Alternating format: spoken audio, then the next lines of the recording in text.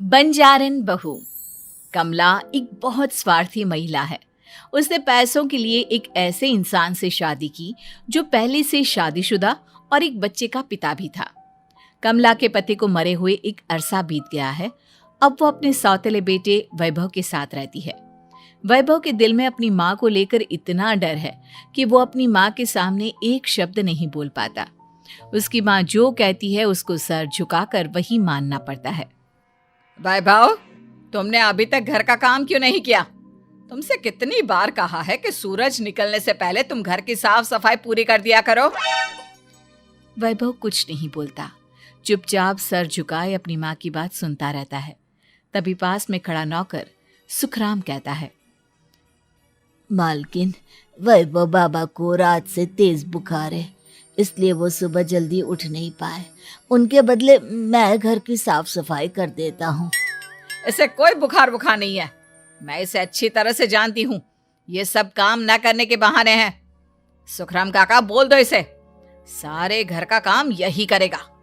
और इससे समय पर अपना काम पूरा नहीं किया तो इससे आज का खाना भी नहीं मिलेगा। मगर मालकिन, वैभव बाबा की सच में ही तबीयत खराब है, आप एक बार देख तो लीजिए। कमला बिना कुछ बोले वहां से चली गई और बेचारा वैभव तेज बुखार में भी काम करता रहा।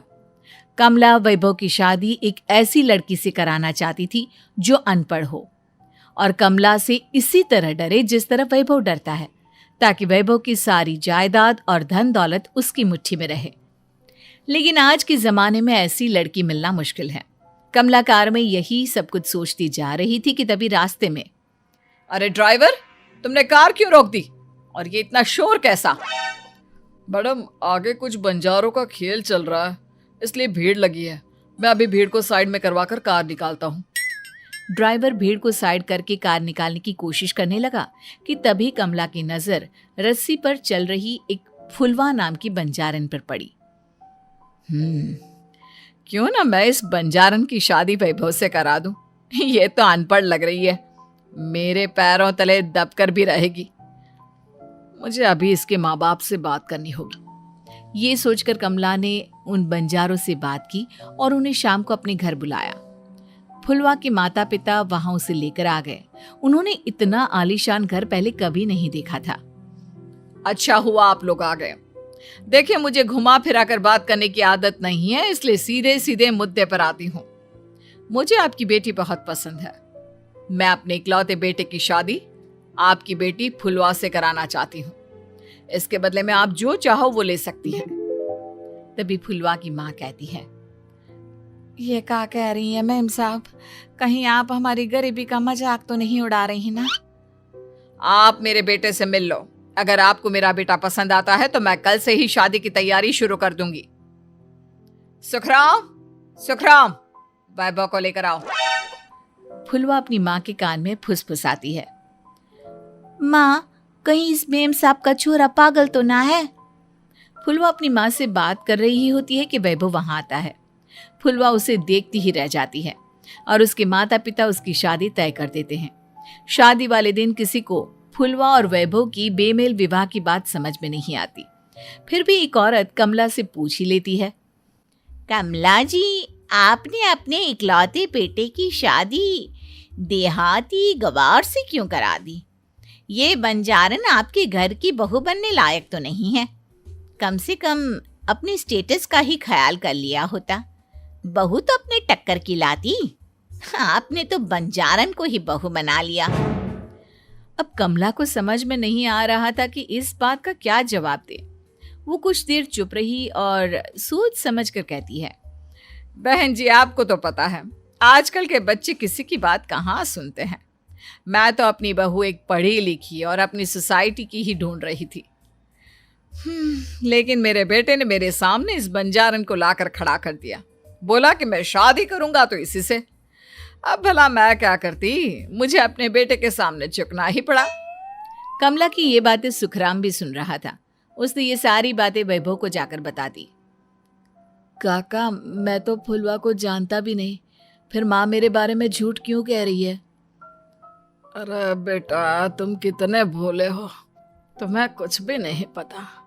तुम्हारे पिता अपनी सारी संपत्ति तुम्हारे नाम करके गए हैं। तुम्हारी माँ नहीं चाहती कि यह संपत्ति तुम्हें मिले, इसलिए उन्होंने तुम्हारी अनपढ़ लड़की से शादी करवाई ताकि तुम्हारी तरह वो भी अपने हक के लिए आवाज ना उठा सके। सुखराम काका, मैं क्या करूं, आप ही बताओ। माँ के सामने आते ही मेरे हाथ पैर कांपने लगते हैं। मैं माँ को कुछ भी नहीं कह पाता। वे दोनों बात कर ही रहे थे कि अचानक कमला वहां आ गई। कमला को देखकर दोनों घबरा गए। तुम दोनों फिर कभी बातें कर लेना, अभी फेरों का समय हो गया है, चलो जल्दी आओ। इस तरह फुलवा और वैभव की शादी हो गई। अगले दिन कमला ने फुलवा को बुलाया और उसे नसीहत देने लगी। देख बंजारन, तुझे मैंने अपनी बहू बना तो लिया है, लेकिन तुझे इस घर में आँख कान मुंह बंद करके रहना होगा। घर का काम कर और अपने पति से मतलब रख, समझी?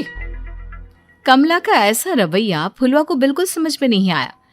उसने वैभव से इस बारे में बात की।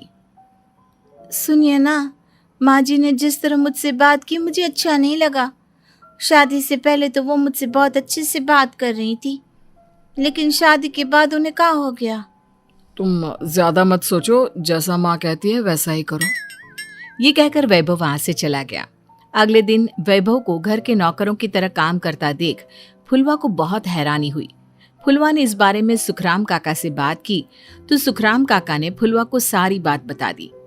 अब फुलवा को समझ में आ गया कि उसकी सास ने एक बंजारन को बहू क्यों बनाया। एक दिन वैभव घर का काम कर रहा था, तभी उससे कांच की प्लेट टूट गई। किसने गिराई ये कांच की प्लेट? वैभव को वहां खड़ा देख कमला ने छड़ी से उसे मारना शुरू कर दिया। उसके पैर में कांच चुभ गया और खून बहने लगा, लेकिन फिर भी कमला उसे मारे जा रही थी। ये देखकर फुलवा ने कमला के हाथ से छड़ी छीन ली और तोड़कर फेंक दी। बंजारन, तेरी इतनी हिम्मत, तूने मेरे हाथ से छड़ी छीनी? कमला फुलवा को थप्पड़ मारने ही वाली थी कि फुलवा उसका हाथ पकड़ लेती है। ओ ससु माँ, मैंने मॉम की गुड़िया ना समझ लियो। बंजारन हूँ बंजारन, ईंट का जवाब पत्थर से देना जानती हूँ। आज के बाद मेरे या वैभव जी के ऊपर हाथ उठाने की सोचियो भी ना, समझी ससु माँ? ये कहकर फुलवा वैभव को लेकर वहां से चली गई। उसने वैभव के पैर पर पट्टी बांधी, उसके आंसू पोंछे। वैभव ने पहली बार किसी के दिल में अपने लिए इतना प्यार महसूस किया। अब फुलवा वैभव का हर काम में हाथ बटाती, उसका बहुत ख्याल रखती। इस तरह दोनों बहुत ज्यादा नजदीक आ गए। वहीं दूसरी ओर कमला सारी जायदाद अपने नाम करने की साजिश करने लगी। और एक दिन, वैभव, वैभव, जल्दी बाहर आओ। कमला की आवाज सुनकर वैभव और फुलवा अपने कमरे से बाहर आ गए। जी माँ, आपने बुलाया? ये ले, इन कागजों पर साइन कर दे। वैभव कागजों पर साइन करने ही वाला था कि फुलवा वैभव के हाथ से पेन छीनकर कहती है, ना वैभव जी, आप इस पर हस्ताक्षर नहीं करेंगे। आओ बंजारन, मैं तुझसे बात नहीं कर रही। ये बात मेरे और मेरे बेटे के बीच की है। चुपचाप पेन दे दे, नहीं तो तेरी खाल उधेड़ लूंगी। ससु माँ, बंजारन की खाल इतनी भी ढीली ना होवे कि कोई भी उधेड़ लेवे। जो यकीन ना आता हो तो देख ले उतार के। और हाँ, बंजारन जरूर हूँ पर अनपढ़ ना हूँ। मन्ने भी पता है कि किसी भी कागज पर साइन करने से पहले उसे अच्छी तरह पढ़ लेवे हैं। पेन देती है या नहीं? ये कहकर कमला फुलवा को मारने आई तो फुलवा ने कमला को धक्का दे दिया और वो नीचे गिर गई। कमला डरकर वहां से भाग गई। अब फुलवा ने वो कागज उठाए और वैभव के साथ सीधा वकील के पास चली गई। वकील ने वो कागज देखे और फुलवा को बताया, वैभव के पिता की सारी जायदाद और संपत्ति वैभव के नाम है, लेकिन वैभव की सौतेली माँ इस संपत्ति को अपने नाम कराना चाहती है, इसलिए इन कागजों पर वो साइन करा रही थी। तो अब हमें क्या करना चाहिए वकील साहब? वकील ने फुलवा और वैभव को सब कुछ अच्छी तरह से समझा दिया। अब दोनों घर पर पुलिस को लेकर पहुंचे। कमला पुलिस को देखकर घबरा गई। पुलिस ने कहा, आपके नाम की कंप्लेंट हुई है, आपको हमारे साथ थाने चलना होगा। कंप्लेंट? कैसे कंप्लेंट? आप अपने सौतेले बेटे पर बहुत अत्याचार करती हो, धोखे से सारी जायदाद अपने नाम करा रही थी।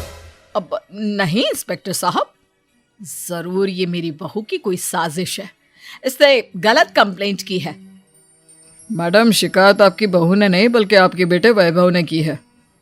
कमला वैभव का नाम सुनकर दंग रह गई। जिस बेटे ने कभी उसके सामने सर नहीं उठाया था, आज वही बेटा उसके सामने पुलिस को ले आया है। वैभव, तुम्हारी इतनी हिम्मत कि तुम पुलिस को ले आए? हाँ माँ, मैं लाया हूँ पुलिस को, और मेरे अंदर इतनी हिम्मत कभी ना आती अगर फुलवा मेरा साथ ना देती। आपने बंजारन बहू को लाकर अपने ही पैर पर कुल्हाड़ी मारी है माँ। मैडम, अब की बात खत्म हो गई हो तो चलो हमारे साथ। वैभव, मुझे माफ कर दो, मुझे थाने मत भेजो। आज के बाद मैं तुम्हें कभी नहीं मारूंगी, तुम्हें कभी परेशान नहीं करूंगी, मुझे माफ कर दो। वैभव अपनी कंप्लेंट वापस ले लेता है और पुलिस वहां से चली जाती है। वैभव अपनी सौतेली माँ से कहता है, मैंने पुलिस को वापस तो भेज दिया है, लेकिन मैं आपको माफ नहीं कर सकता। आपने बचपन से आज तक कभी मेरे सर पर हाथ नहीं रखा, हमेशा मुझे मारती रही, नौकरों की तरह बर्ताव करती रही। आप इस घर में नहीं रह सकती, चली जाइए यहाँ से। कमला घर छोड़कर चली गई और सड़क किनारे खड़ी होकर सोचने लगी, काश मैंने वैभव को माँ की तरह प्यार